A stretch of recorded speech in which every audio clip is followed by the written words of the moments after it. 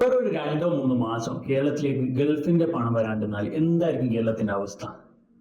കേരളത്തിൽ എത്ര നിർമ്മാണ പ്രവർത്തനങ്ങൾ നിശ്ചലമാവും? കേരളത്തിൽ എത്ര ചെറുതും വലുതുമായിട്ടുള്ള സ്ഥാപനങ്ങൾ പൂട്ടലിന്റെ വക്കിലെത്തും? ഒരുപക്ഷെ പല അനാഥാലയങ്ങളും പട്ടിണിയിലേക്ക് നീങ്ങും. കേരളത്തിൽ ഒരുപാട് ആളുകളുടെ EMI മുടങ്ങും. പല ബാങ്കുകളും ഒരു പൂട്ടൽ ഭീഷണി വരെ നേരിടും. എന്നിട്ട് പറയാം, നമ്മളെ ഗവൺമെന്റ് പോലും ഡേ ടു ഡേ കാര്യങ്ങൾ ചെയ്യാൻ വേണ്ടിയിട്ട് സ്ട്രഗിൾ ചെയ്യുന്ന ഒരവസ്ഥ വരും. കഴിഞ്ഞ ഒരു 30-40 വർഷമായിട്ട് കേരളത്തിന് അതിശക്തമായിട്ട് മുന്നോട്ട് നയിച്ചുകൊണ്ടിരിക്കുന്നത് ഇവിടെ മാറി മാറി വന്ന ഇടത് വലത് ഗവൺമെന്റോ അല്ലെങ്കിൽ ഇവിടെയുള്ള വ്യവസായങ്ങളോ അല്ലെങ്കിൽ ഇവിടെയുള്ള ഫാക്ടറികളോ ഒന്നുമല്ല. അതിന്റെ മുഖ്യ പങ്ക് ഇവിടെയുള്ള പ്രവാസികൾക്കാണ്. കേരളത്തിന് ഇന്ത്യയിലെ ഒരു നമ്പർ 1 സ്റ്റേറ്റ് ആക്കി മാറ്റിയതും അതുപോലെ പല യൂറോപ്യൻ രാജ്യങ്ങളോട് കിടപിടിക്കുന്ന രീതിയിലുള്ള ജീവിത നിലവാരം ഇവിടെ ഉണ്ടാക്കിയതും ഇവിടുത്തെ പ്രവാസികളാണ്. നമ്മുടെ കേരളത്തിലൂടെ നിശബ്ദമായിട്ട് ഒഴുകുന്ന ഒരു നദിയുണ്ട്, അത് ഇവിടുത്തെ പ്രവാസികളുടെ വിയർപ്പിന്റെ നദിയാണ്. ഇന്ന് നമ്മളിപ്പോൾ ഇത് ഇവിടെ ഡിസ്കസ് ചെയ്യാൻ കാരണം നമ്മളെ ബഹുമാനപ്പെട്ട മുഖ്യമന്ത്രി VD സതീശൻ ഇലക്ഷൻ ക്യാമ്പയിൻ സമയത്തും അതുപോലെ തന്നെ ഇലക്ഷൻ ജയിച്ച് അദ്ദേഹം മുഖ്യമന്ത്രിയായ സമയത്തും പല വേദികളിൽ അതിന് ആവർത്തിച്ച് പറയുന്ന ഒരു സ്റ്റേറ്റ്മെന്റ് ആണ് റിവേഴ്സ് റെമിറ്റൻസ്. അതായത് കേരളത്തിൽ ഒരുപാട് അന്യ സംസ്ഥാന തൊഴിലാളികൾ ഉണ്ടെന്നും അവർ കേരളത്തിൽ നിന്ന് ഒരുപാട് പൈസ സമ്പാദിക്കുന്നുണ്ടെന്നും ആ സമ്പാദിച്ച പണത്തിൽ വളരെ തുച്ഛമായ പൈസയാണ് കേരളത്തിൽ ചെലവഴിക്കുന്നുള്ളൂ എന്നും ബാക്കി മുഴുവൻ തുക അവരുടെ സ്റ്റേറ്റുകളിലേക്ക് അയക്കുകയാണെന്നാണ് അദ്ദേഹം പറയുന്നത്. അപ്പോൾ ഇതിന് ഗവൺമെന്റ് ശക്തമായിട്ടുള്ള നടപടി എടുക്കാൻ പോവാണ്, എന്തെങ്കിലും പദ്ധതി ആവിഷ്കരിക്കാൻ പോവാണ് അവരെ കൊണ്ട് ഈ പണം ഇവിടെ ചെലവഴിപ്പിക്കാനുള്ള. ഇനി അതല്ലെങ്കിൽ അവരെ ഇവിടുന്ന് പടിയടച്ച് ബന്ധം വെക്കുകയാണോ എന്താണെന്ന് അറിയില്ല. എന്തായാലും ഗവൺമെന്റ് ഇത് വളരെ സീരിയസ് ആയിട്ട് എടുക്കുന്നുണ്ടു എന്നാണ് പറയുന്നത്. ഈ ഒരു കാര്യത്തിൽ ഒരു വൈരുദ്ധ്യമില്ലേ? നിങ്ങളൊന്ന് ആലോചിച്ച് നോക്ക്. നമ്മുടെ കേരളത്തിലുള്ള ആളുകൾ ഗൾഫ് രാജ്യങ്ങളിലോ അല്ലെങ്കിൽ വിദേശത്തോ മാത്രമല്ല, ബാംഗ്ലൂരോ ചെന്നൈയിലോ അല്ലെങ്കിൽ ഇന്ത്യയിലുള്ള പല സ്റ്റേറ്റുകളിലും IT മേഖലയിലും അതുപോലെ തന്നെ ചെറുതും വലുതുമായിട്ടുള്ള ജോലികളും ബിസിനസ്സും കാര്യങ്ങളൊക്കെ ചെയ്യുന്ന ഒരുപാട് മലയാളികളുണ്ട്. നമ്മളെ കേരള എക്കണോമിനെ സാമ്പത്തിക വിദഗ്ധർ വിളിക്കുന്നത് പോലും മണി ഓർഡർ എക്കണോമി എന്നാണ്. അതായത് നമ്മൾ പ്യുവർലി അല്ലെങ്കിൽ നല്ല ഒരു ശതമാനം ഈ റെമിറ്റൻസിനെ ഡിപ്പെൻഡ് ചെയ്യുന്ന ഒരു എക്കണോമിയാണ്. നമ്മൾ പുറത്തുനിന്ന് പൈസ വരാണ്ടെന്ന് കഴിഞ്ഞാൽ നമ്മളെ സ്റ്റേറ്റ് തീർന്നു എന്ന് തന്നെ പറയാം. അത്രത്തോളം വലിയ രീതിയിൽ നമ്മൾ ഈ ഒരു പുറത്തെ പണത്തിനെ ഡിപ്പെൻഡ് ചെയ്യുന്നുണ്ട്. അങ്ങനെയുള്ള ഒരു സ്റ്റേറ്റിന്റെ ഒരു തലവൻ അല്ലെങ്കിൽ അങ്ങനെയുള്ള ഒരു സ്റ്റേറ്റിന്റെ ഭരണാധികാരി ഇങ്ങനെയുള്ള ഒരു സ്റ്റേറ്റ്മെന്റ് പറയുന്നതിൽ എന്താ അർത്ഥമുള്ളത്? എന്താണ് നിങ്ങളുടെ അഭിപ്രായം ഈ ഒരു കാര്യത്തെക്കുറിച്ച്? ഇനി നമുക്ക് ഈ ഒരു കാര്യത്തെക്കുറിച്ചുള്ള കുറച്ച് കണക്കുകൾ പരിശോധിക്കാം. കേരളത്തിൽ NRI ആയിട്ടുള്ള ആൾക്കാർ, അതായത് വിദേശ രാജ്യങ്ങളിൽ ജോലി ചെയ്യുന്ന ആളുകൾ എന്ന് പറയുന്നത് ഏകദേശം കണക്കുകൾ പ്രകാരം 30 ലക്ഷം ആളുകളുണ്ട്. ഇവരുടെ കേരളത്തിലുള്ള ബാങ്ക് നിക്ഷേപം, അതായത് NRIകളായിട്ടുള്ള ആൾക്കാരെ FD ആയിട്ട് കേരളത്തിലുള്ള ബാങ്കുകളിലുള്ള നിക്ഷേപമായിട്ട് കിടക്കുന്നത് എന്ന് പറഞ്ഞാൽ 3,26,000 കോടി രൂപയാണ്. മാർച്ചിലെ കണക്ക് പ്രകാരമാണ് പറയുന്നത്, 2026 മാർച്ചിലെ കണക്ക് പ്രകാരം. ഐ റിപ്പീറ്റ്, 3,26,000 കോടി രൂപ. ഇനി ഇവർ ഓരോ വർഷവും കേരളത്തിലേക്ക് അയക്കുന്ന എമൗണ്ട് എന്ന് പറയുന്നത് 2,16,000 കോടി രൂപയാണ്. ഇത് നമ്മുടെ ബാങ്ക് ത്രൂ അയക്കുന്ന എമൗണ്ട് ആണ്. അതുപോലെ പല ആളുകളും ഉണ്ടി അല്ലെങ്കിൽ ഹവാല വഴിയൊക്കെ പൈസ അയക്കുന്ന ആൾക്കാരുണ്ട്. ഇത് ഏകദേശം കണക്കുകൾ പറയുന്നത് 40,000 കോടി രൂപയാണ്. ഇനി കേരളത്തിന് പുറത്ത്, അതായത് ഇന്ത്യയുടെ ഉള്ളിൽ തന്നെ പല സ്റ്റേറ്റുകളിലും ജോലി ചെയ്യുന്ന ആളുകളുടെ കണക്കുകൾ പറയുന്നത് എന്നാൽ ഏകദേശം 5 ലക്ഷം മലയാളികൾ ഇന്ത്യയിലുള്ള പല സ്റ്റേറ്റിലും ജോലിയും ബിസിനസ്സൊക്കെ ആയിട്ട് ചെയ്യുന്നുണ്ടെന്ന് പറയാം. ഇവർ ഒരു വർഷം കേരളത്തിലേക്ക് അയക്കുന്ന എമൗണ്ട് അല്ലെങ്കിൽ കേരളത്തിലേക്ക് കൊണ്ടുവരുന്ന എമൗണ്ട് എന്ന് പറഞ്ഞാൽ 15,000 രൂപ മുതൽ 20,000 കോടി രൂപ വരെയാണ്. ഇനി നമ്മുടെ ഇവിടെയുള്ള അന്യ സംസ്ഥാന തൊഴിലാളികളുടെ കണക്കുകൾ നോക്കാം. കണക്കുകൾ പറയുന്നത് ഏകദേശം 40 ലക്ഷം ആൾക്കാരാണ്. 35 ലക്ഷം മുതൽ 40 ലക്ഷം വരെയുള്ള ആളുകളാണ് കേരളത്തിലുള്ള അന്യ സംസ്ഥാന തൊഴിലാളികൾ. ഇവർ ഒരു വർഷം അവരുടെ സ്റ്റേറ്റിലേക്ക് അയക്കുന്ന എമൗണ്ട് എന്ന് പറയുന്നത് ഏകദേശം 50,000 കോടി രൂപയാണ്. അപ്പോൾ നമ്മൾ ഡിഫറൻസ് നോക്കണം. നമ്മൾ കേരളത്തിലേക്ക് മറ്റുള്ള സ്റ്റേറ്റിൽ നിന്നും മറ്റുള്ള രാജ്യങ്ങളിലും കൊണ്ടുവരുന്ന എമൗണ്ട് എന്ന് പറയുന്നത് ഏകദേശം 3 ലക്ഷം കോടിയുടെ അടുത്ത് രൂപ വരുന്നുണ്ട്.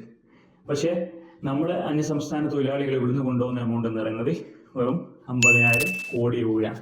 ഏകദേശം ഒരു 1/6 എമൗണ്ട് ആണ് അവർ കൊണ്ടുപോകുന്നത്. നമ്മൾ ഇങ്ങോട്ട് കൊണ്ടുവരുന്ന എമൗണ്ടിന്റെ 1/6 ആണ് അവർ കേരളത്തിൽ നിന്ന് തിരിച്ച് അവരുടെ സ്റ്റേറ്റിലേക്ക് കൊണ്ടുപോകുന്നത്.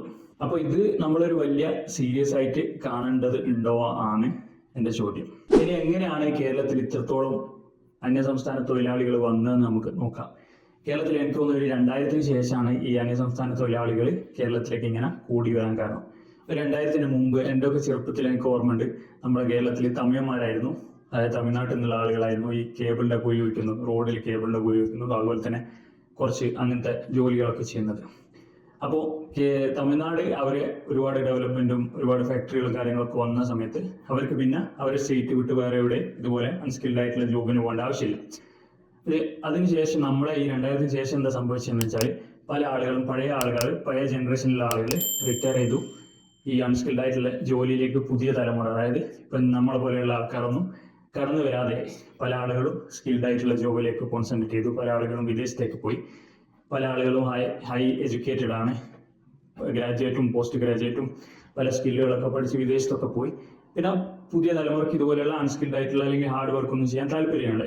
അപ്പോൾ ഘട്ടമായിട്ട് കേരളത്തിലേക്ക് ഈ അന്യസംസ്ഥാന തൊഴിലാളികൾ വരാൻ തുടങ്ങി. ഇപ്പോൾ ഏകദേശം കണക്കുകൾ പറയുന്നത് 35 ലക്ഷം മുതൽ 40 ലക്ഷം വരെ ഈ ഒരു കേരളത്തിൽ ഈ അന്യസംസ്ഥാന തൊഴിലാളികൾ ഉണ്ട് എന്നാണ് പറയുന്നത്. ഇനി നമുക്ക് ഒരുപക്ഷെ അവരില്ലാതെ ഒരു ദിവസം അല്ലെങ്കിൽ ഒരു മാസം പോലെ നമുക്ക് ചിന്തിക്കാൻ പറ്റില്ല. കാരണം അത്രത്തോളം നമ്മൾ അവരെ ഡിപ്പെൻഡ് ചെയ്യുന്നുണ്ട്. ഇതൊരിക്കലും നമ്മളൊരു മോശമായിട്ടുള്ള കാര്യമായിട്ട് കാണേണ്ടില്ല. കാരണം ലോകത്തിൽ എല്ലായിടത്തും നടക്കുന്ന ഒരു പ്രതിഭാസമാണ് ഇത്. പല രാജ്യങ്ങളിലേക്ക് പല ആളുകളും മൈഗ്രേറ്റ് ചെയ്യും, ബെറ്റർ ഓപ്പർച്യൂണിറ്റി. ഇപ്പം യൂറോപ്പിൽ നിന്ന് പല ആളുകളും അമേരിക്കയിലേക്ക് മൈഗ്രേറ്റ് ചെയ്യുന്നുണ്ട്, അമേരിക്കയിൽ നിന്ന് പല ആൾക്കാരും യൂറോപ്പിലേക്ക് മൈഗ്രേറ്റ് ചെയ്യുന്നുണ്ട്. അപ്പോൾ ഇത് ഒരു വിൻ സിറ്റുവേഷൻ ആണ്. കാരണം നമ്മൾ പല ആളുകളും വിദേശത്തേക്കും അതുപോലെ സ്കിൽഡ് ജോബിലേക്കും കോൺസെൻട്രേറ്റ് ചെയ്തപ്പോൾ ഇവിടെ കുറച്ച് ഗ്യാപ്പ് വന്നു.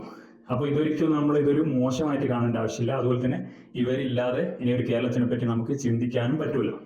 ഇനി ഇങ്ങനെയുള്ള ഒരു പരാമർശം നമ്മളെ കുറിച്ച്, അതായത് മലയാളികളെ കുറിച്ച് ഏതെങ്കിലും ഒരു സ്റ്റേറ്റിന്റെ തലവന്, ഇപ്പം കർണാടക സ്റ്റേറ്റിന്റെ മുഖ്യമന്ത്രിയോ അല്ലെങ്കിൽ തമിഴ്നാട് സ്റ്റേറ്റിന്റെ മുഖ്യമന്ത്രിയോ അതല്ലെങ്കിൽ സൗദിയുടെ അല്ലെങ്കിൽ കുവൈത്തിന്റെയോ ദുബായിയുടെയോ ഭരണാധികാരി പറയാണ് മലയാളികൾ കംപ്ലീറ്റ് എച്ചികളാണ്, കംപ്ലീറ്റ് പൈസ അവർ നാട്ടിലേക്ക് അയക്കാണ്, ഇവിടെ ഒരു പൈസയും ചെലവാക്കുന്നില്ലാന്ന് നമ്മൾ മലയാളികളെ കുറിച്ച് പറഞ്ഞാൽ നിങ്ങൾ ഓരോരുത്തർക്ക് എങ്ങനെയാണ് ഇത് ഫീൽ ചെയ്യുക?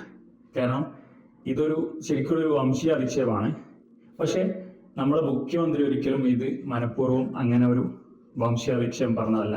അദ്ദേഹം ആസ് എ റെസ്പോൺസിബിൾ മുഖ്യമന്ത്രി എന്നുള്ള നിലയ്ക്ക് ഈ ഒരു എമൗണ്ടും കൂടി കേരളത്തിലേക്ക് ചെലവഴിപ്പിക്കാൻ എന്താണ് മാർഗം എന്നുള്ള നിലക്കാണ് ചിന്തിച്ചത്. കാരണം അദ്ദേഹം ഇതിൻ്റെ ഒരു എക്കണോമിക് സൈഡ് മാത്രമാണ് ചിന്തിച്ചത്. പക്ഷേ നമ്മൾ പ്രവാസികൾ ഒരുപാടുള്ള കേരളത്തിന്റെ മറ്റൊരു വശം അദ്ദേഹം ചിന്തിച്ചില്ല എന്നതാണ്. അപ്പോൾ ഇത് നമ്മളെ ഓരോ പ്രവാസികൾക്കും ഇങ്ങനെ നാളെ പിറ്റേന്ന് നമ്മളെ കുറിച്ച് പറഞ്ഞു കഴിഞ്ഞാൽ വളരെ വലിയ ഒരു ഹേർട്ട് ഉണ്ടാവും. എന്താണ് ഈ ഒരു കാര്യത്തിൽ സൊല്യൂഷൻ? നമ്മുടെ മുഖ്യമന്ത്രി പറഞ്ഞത് വളരെ കറക്റ്റാണ്. കാരണം അവർ വളരെ തുച്ഛമായ പൈസയാണ് ഇവിടെ കേരളത്തിൽ ചെലവഴിക്കുന്നുള്ളൂ. ഉരുളക്കിഴങ്ങ് വാങ്ങാനോ അല്ലെങ്കിൽ ദാല് വാങ്ങാനോ വേണ്ടി വളരെ തുച്ഛമായ പൈസയാണ് ചെലവഴിക്കുന്നത്. അവർ മുഴുവൻ തുകയും അവർ നാട്ടിൽ കയറ്റാണ്. പിന്നെ അവർ കാര്യമായിട്ട് ഇവിടെ പൈസ ഉള്ളത് എന്ന് പറഞ്ഞാൽ ഇവിടെ കള്ളിനും ലോട്ടറിക്കും വേണ്ടി മാത്രമാണ്. അപ്പോൾ നമ്മൾ എന്താണ് ഇതിന് ചെയ്യാൻ പറ്റുന്നത് വെച്ചാൽ നമ്മൾ അവരെ പൈസ ഇവിടെ ചെലവഴിക്കാനുള്ള മാർഗങ്ങൾ ഇവിടെ സൃഷ്ടിക്കുക എന്നുള്ളതാണ്. കാരണം നമ്മൾ ദുബായിയോ അല്ലെങ്കിൽ ഖത്തറോ എടുത്തു നോക്കിക്കഴിഞ്ഞാൽ അവിടെ നിങ്ങൾ 1 രൂപ പോലും നിങ്ങൾ സമ്പാദിച്ച പൈസക്ക് ടാക്സ് അടക്കണം. പക്ഷെ 2 ടൈപ്പ് ആൾക്കാരുണ്ട്. അവിടെ 90% അവിടെ ചെലവഴിക്കുന്ന ആൾക്കാരുണ്ട്. അതുപോലെ ഒരു 10-20% ആ രാജ്യത്ത് ചെലവഴിച്ചിട്ട് ബാക്കി മുഴുവൻ തുക നാട്ടിലേക്ക് അയക്കുന്ന ആൾക്കാരുണ്ട്. നമുക്ക് അവിടെ ഓപ്ഷണലാണ്. അതുപോലെ പക്ഷെ പല ആളുകളും ഭൂരിഭാഗം ആൾക്കാരും നല്ലൊരു ശതമാനം എമൗണ്ട് അവിടെ ചെലവഴിക്കുന്നുണ്ട്. കാരണം പല ആളുകളും ഫാമിലിനെ കൊണ്ടുപോകുന്നുണ്ട്, അതുപോലെ അവിടെ മക്കളെ പഠിപ്പിക്കുന്നുണ്ട്, പല എന്റർടൈൻമെന്റുകൾ അവിടെ ആസ്വദിക്കുന്നുണ്ട്. പക്ഷെ അവിടുത്തെ ഭരണാധികാരി ഒരിക്കലും നിങ്ങളെ ഫോഴ്സ് ചെയ്യാതെ നിങ്ങൾക്ക് അവിടെ നിങ്ങളുടെ പൈസ ചെലവാക്കാനുള്ള മാർഗങ്ങൾ അവർ ഉണ്ടാക്കുകയാണ് ചെയ്തത്. അതുപോലെ നമ്മുടെ കേരളത്തിലുള്ള ഗവൺമെന്റ് അല്ലെങ്കിൽ കേരളത്തിലെ ഭരണാധികാരികൾ എന്ത് ചെയ്യണമെന്ന് വെച്ചാൽ ഇവിടെ നമ്മുടെ അന്യസംസ്ഥാന തൊഴിലാളികൾ അവരെ ഈ 50,000 കോടി അവരെ നാട്ടിലേക്ക് കൊണ്ടുപോകാതെ ഒരു പകുതിയെങ്കിലും ഇവിടെ ചെലവഴിക്കാനുള്ള മാർഗങ്ങൾ ഇവിടെ സൃഷ്ടിക്കുക. എന്നിട്ട് അവർക്ക് ഓപ്ഷനിലാക്കുക. നമുക്കിവിടെ പല KSFയും കാര്യങ്ങളൊക്കെ ഉണ്ട്. അതുപോലെ അവർക്ക് എന്തെങ്കിലും നിക്ഷേപ പദ്ധതികൾ തുടങ്ങാം. അതുപോലെ ഇനി അതും അല്ലെങ്കിൽ ഇവിടെ അവരെ ഫാമിലിനെ കൊണ്ടുവരാനും അല്ലെങ്കിൽ മറ്റുള്ള കാര്യങ്ങൾക്കൊക്കെ ഉള്ള സൗകര്യങ്ങൾ ചെയ്തു കൊടുക്കാം. കാരണം അവർക്ക് എപ്പോഴും തോന്നണം, അതായത് എൻ്റെ ബീഹാറിനേക്കാളും എൻ്റെ UP-നേക്കാളും വളരെ സുരക്ഷിതമായിട്ടുള്ള സ്ഥലം ഇവിടെയാണ് ജീവിത നിലവാരം കൂടുതലുള്ളത്, അതുപോലെ എൻ്റെ മക്കൾ ഇവിടെ പഠിപ്പിക്കാനുള്ള ബെസ്റ്റ് സ്ഥലം ഇവിടെയാണ് എന്നുള്ള രീതിയിൽ അവിടുത്തെ ഇതിനേക്കാളും മികച്ച ജീവിത നിലവാരം ഇവിടെ ഉണ്ട് എന്നുള്ളത് അവരെ ബോധ്യപ്പെടുത്തുക. അതുപോലെ ഈ കള്ളും ലോട്ടറി അല്ലാതെ ഇവിടെ അവരെ പൈസ ചെലവഴിക്കാനുള്ള മാർഗങ്ങൾ ഇവിടെ സൃഷ്ടിക്കുക. അതാണ് നമുക്ക് ചെയ്യാനുള്ള മാർഗം. അപ്പോൾ ഈ ഒരു കാര്യത്തെക്കുറിച്ച് എൻ്റെ അഭിപ്രായമാണ്, എൻ്റെ പേഴ്സണൽ അഭിപ്രായമാണ് ഇവിടെ പറഞ്ഞത്. ഇതിൽ വേറെ പല വീക്ഷണഘോഷണങ്ങളും കാണുന്ന ആളുകളുണ്ടാവും. നിങ്ങൾക്ക് വേറെ പല അഭിപ്രായങ്ങൾ ഇതിനെക്കുറിച്ച് ഉണ്ടാവും. ഞാൻ കാണാത്ത പല വശങ്ങളും നിങ്ങൾ ഇതിനെക്കുറിച്ച് കണ്ടിട്ടുണ്ടാവും. നിങ്ങൾ ഓരോരുത്തരുടെ അഭിപ്രായം എന്താണെങ്കിലും നിങ്ങൾക്ക് എല്ലാവർക്കും ഇതിൽ കമൻറ്റ് ചെയ്യാവുന്നതാണ്. ഇവിടെ നമ്മൾ പൊളിറ്റിക്സും കാര്യങ്ങളൊക്കെ മാറ്റി വെച്ചിട്ട് നിങ്ങൾ ഓരോരുത്തരെയും സത്യസന്ധമായിട്ടുള്ള അഭിപ്രായം, പ്രത്യേകിച്ച് ഓരോ പ്രവാസികളുടെ അഭിപ്രായം എന്താണെന്നുള്ളത് നിങ്ങൾ കമൻറ്റ് ചെയ്യുക. അതുപോലെ നമുക്ക് അടുത്തൊരു വീഡിയോയിൽ മറ്റൊരു വിഷയമായിട്ട് വീണ്ടും കാണാം. ഇത്രയും നേരം എന്നെ കണ്ടിരുന്ന നിങ്ങൾക്ക് എല്ലാവർക്കും നന്ദി. ചാനൽ ഇതുവരെ സബ്സ്ക്രൈബ് ചെയ്യാത്ത ആൾക്കാർ ഒന്ന് ചെയ്യുന്ന കാര്യം ഒന്ന് പരിഗണിക്കുക. അപ്പോൾ okay, good bye, thank you.